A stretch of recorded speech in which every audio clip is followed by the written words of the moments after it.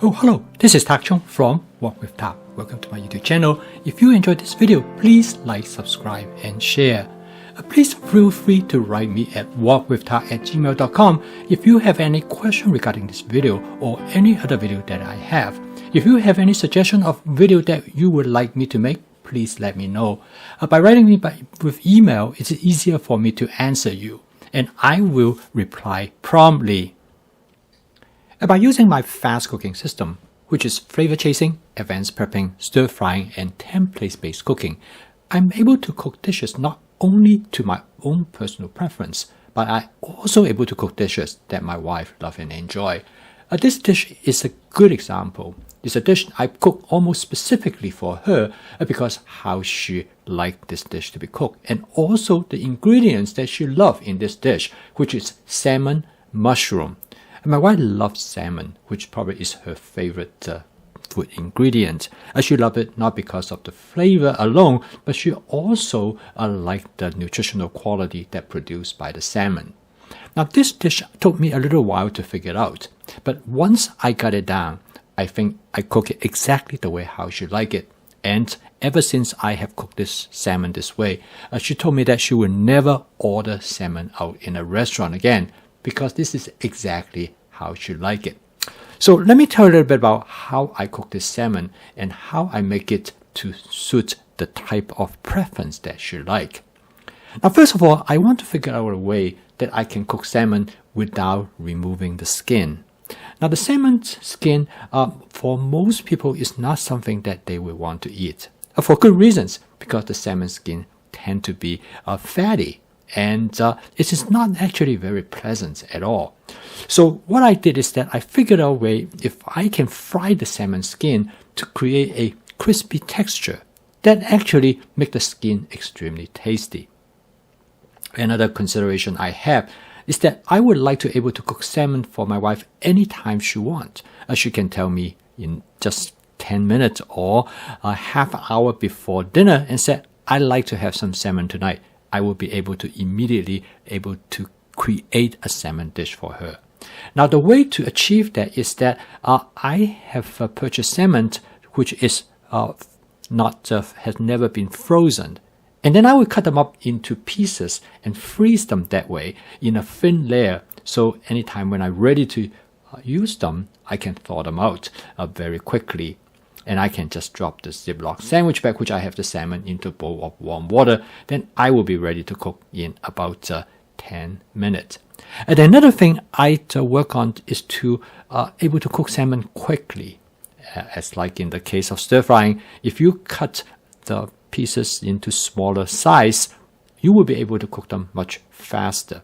Now in this case, I basically is frying the salmon in the frying pan, and I call it shallow frying. I do not coat the salmon with anything, so I can preserve the flavor, the natural flavor of the salmon, which my wife really like. She actually do not like salmon that has been flavored heavily like in most restaurants.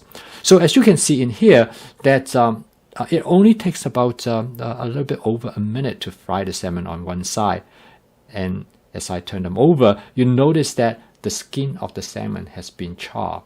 And also you notice that there's quite a bit of oil in the wok because the oil from the salmon has been driven out. Now this oil is valuable because it contains omega-3 fatty acid, which is the nutritional aspect of salmon. And this is one of the reasons we consume salmon is for that omega-3 fatty acid. Now here's a little trick I want to show you. That is by adding mushroom to the dish. Now the mushroom turned out to be a very effective way to make use of the oil, because the mushroom will suck up the oil, and in fact, as you will see later after I stir fry it, all the oil from the wok will disappear because they will be absorbed by the mushroom. Now the next part of this dish, I added some colored bell pepper. Now you notice that I did not add in a whole lot of it because this is what I left from my advanced prepping. And this is a good way to utilize anything that you have. Now, if you look closely at the bottom of the wok, there's no more oil left at all because the mushroom has absorbed them. And then the final ingredient I'm going to add is some scallion. This is another example of the advantage of advanced prepping, because I happen to have some scallions available to me. So it gives me a nice way to basically to provide a little bit more flavor. And lastly, I also have some cherry tomatoes. So I slide the cherry tomatoes in half and I put them together. So as you can see, this dish, other than the salmon itself, which I did it very intentionally and purposely, and then the mushroom also I added for that particular reason. Everything else I added as impromptu. And then last but not the least, I just add a very little bit of a teriyaki sauce. This will give the dish just a light flavor. Now, as you notice that I do not add much teriyaki sauce at all. So that's it. That's how simple and quickly to cook this dish without recipe, completely based on template. But the important thing is that mushroom is something that you might want to keep in mind.